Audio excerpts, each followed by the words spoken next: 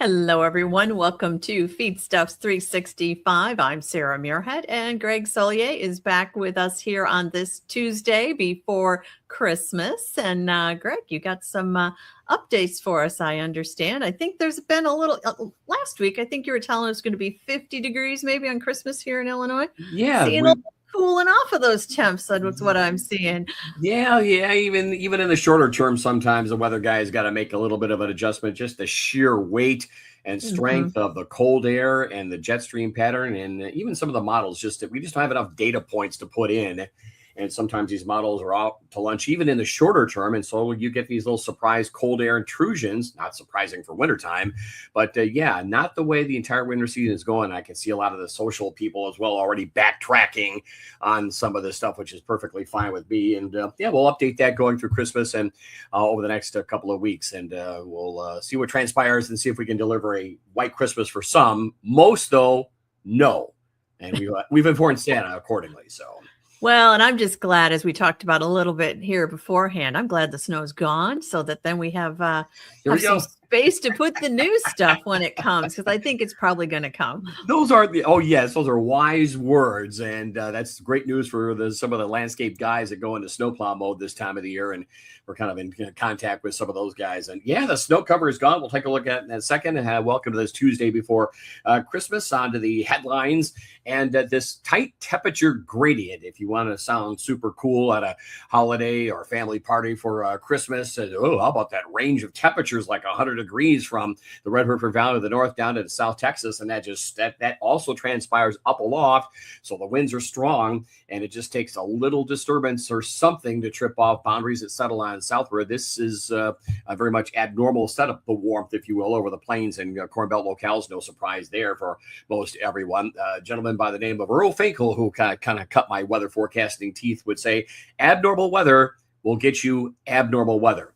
Think about that. Anyway, high temperatures today in the teens into the northernmost areas of the upper Midwest, western Great Lakes region. They'll be down close to, if not below zero, at the Canadian border the next night or so. Meanwhile, readings today into the Ozarks up past 70.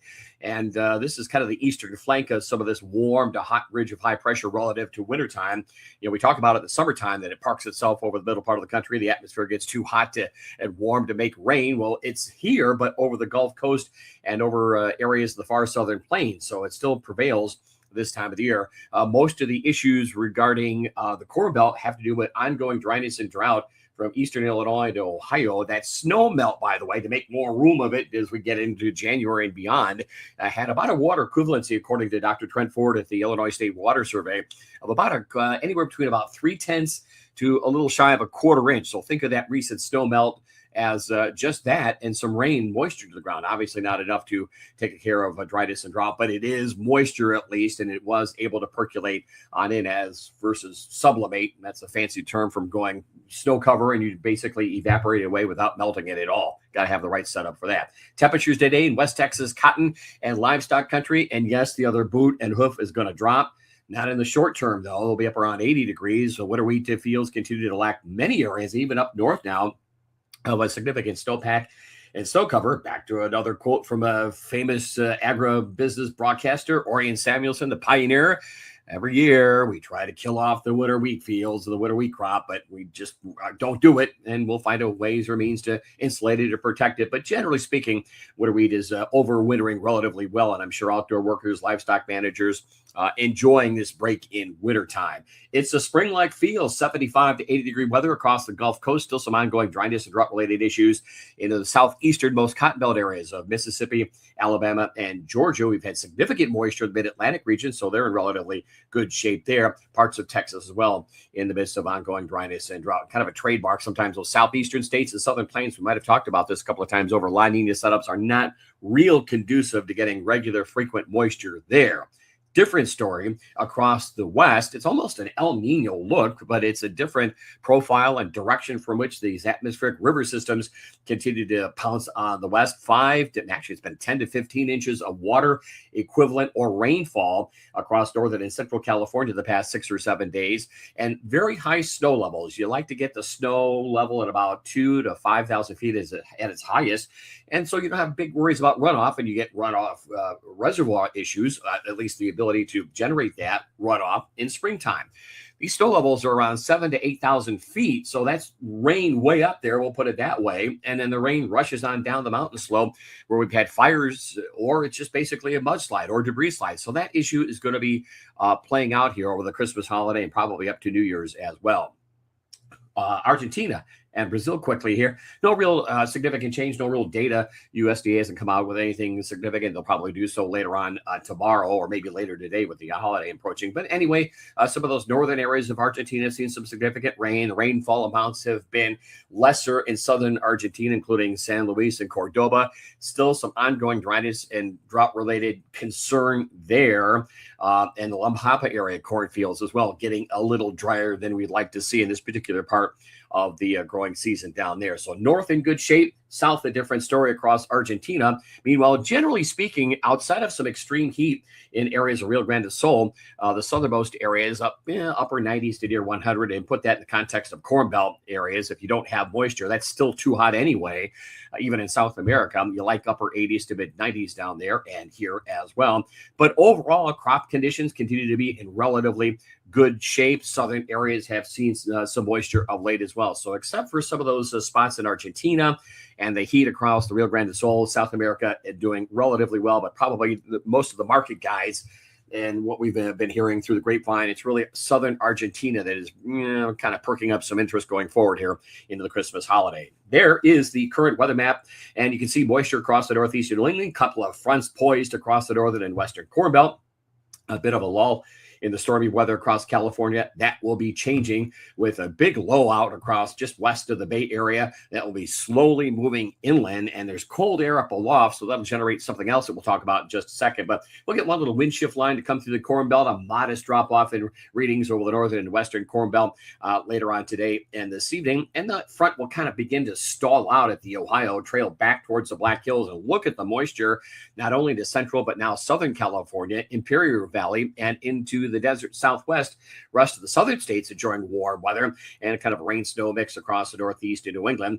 That boundary is still stuck, but beginning to move back north as a warm front tomorrow morning, Christmas Eve, out of the Black Hills down to the Ozarks. They'll be up probably 65 to 70, but markedly cooler, but not cold air at all across the Corn Belt until you get over the snow-covered areas of the far northern Great Lakes region. Mishmash of moisture there. Look at the plume of moisture, by the way, across the western states into Arizona, all the way from SeaTac down into Southern California. And the shade of red there may be a little bit difficult to see in approaching the central valleys of California. Wouldn't be surprised that you get some headline stories of some hail, high wind, severe weather, typical Midwest severe weather outbreak across California, probably even a water spout or tornado or two out there, and big moisture totals across the west. Meanwhile, get a rain, maybe a little freezing rain, snow into parts of Michigan, but a little rain area to move through parts of the Midwest later tomorrow and into tomorrow night.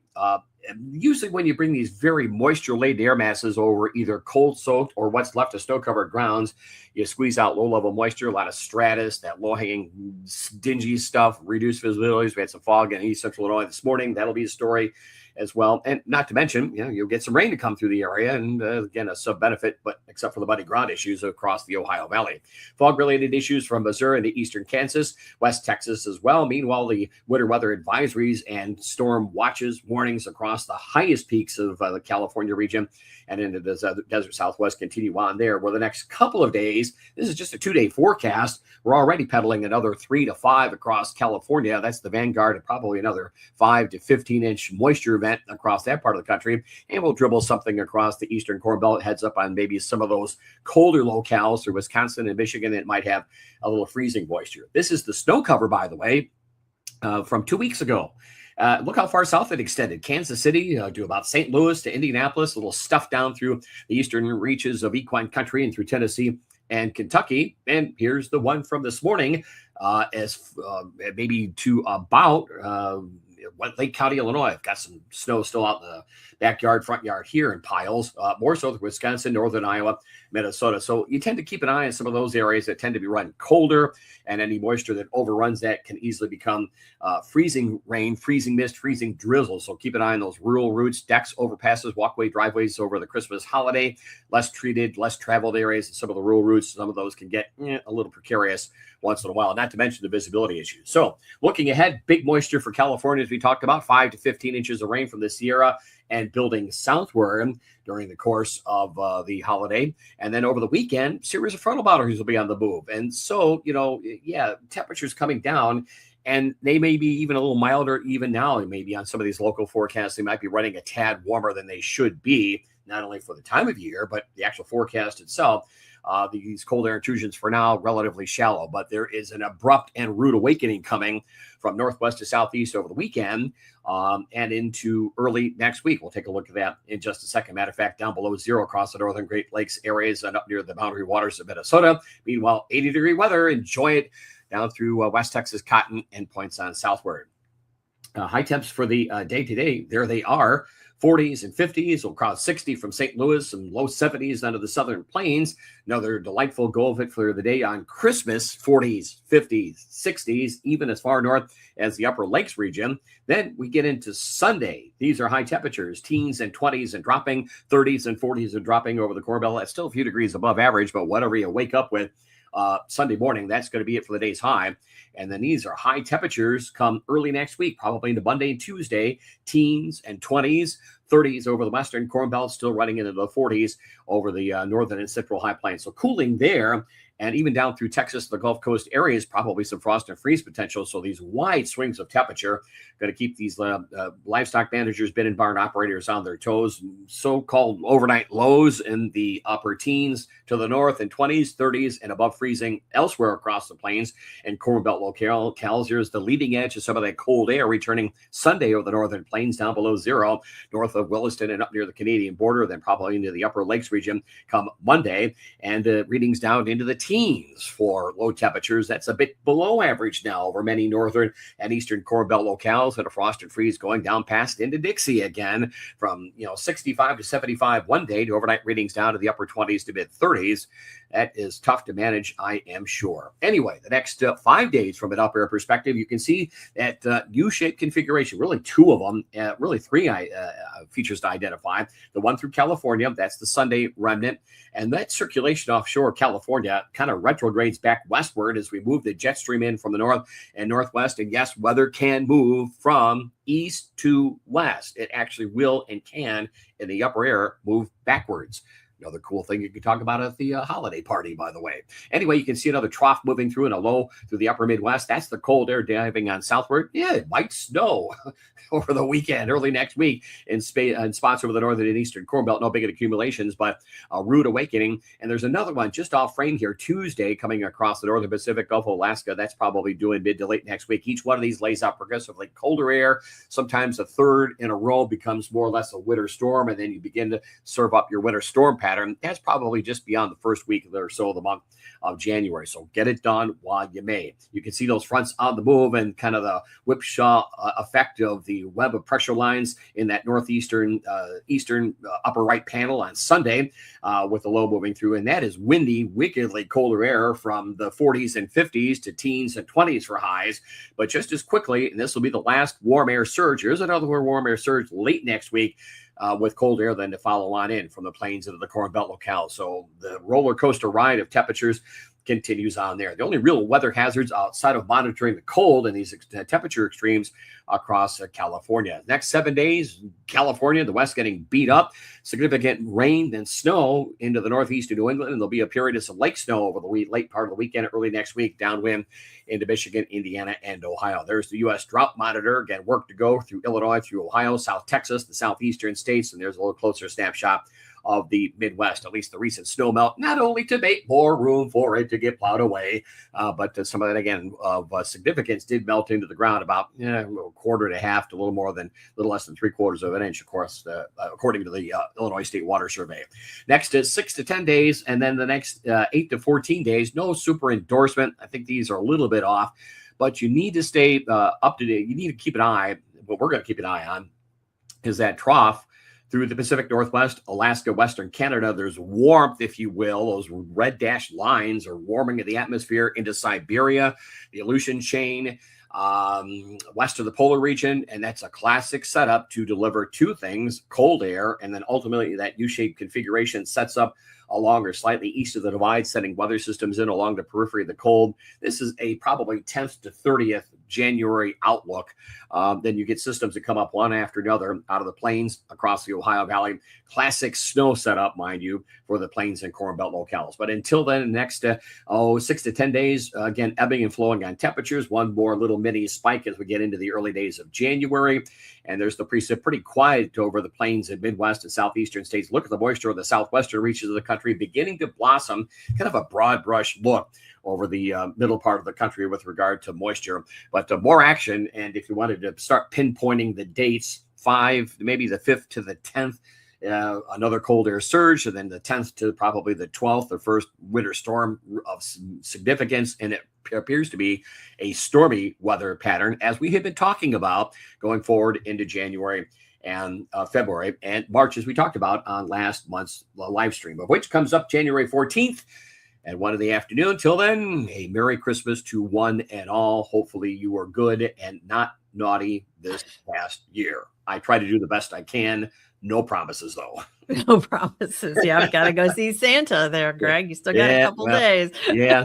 For every good forecast, well, they're all good forecasts, but you just know how it goes. Anyway, happy holidays to one and all. We'll keep you up to date going forward on the radio, the TV show, and all that other stuff. Yep. Merry Christmas. Happy holidays to everyone. We'll be checking in next week with Greg. We're going to give him Friday off this week, but we'll be back next week with an update. So until then, we appreciate all of you tuning in.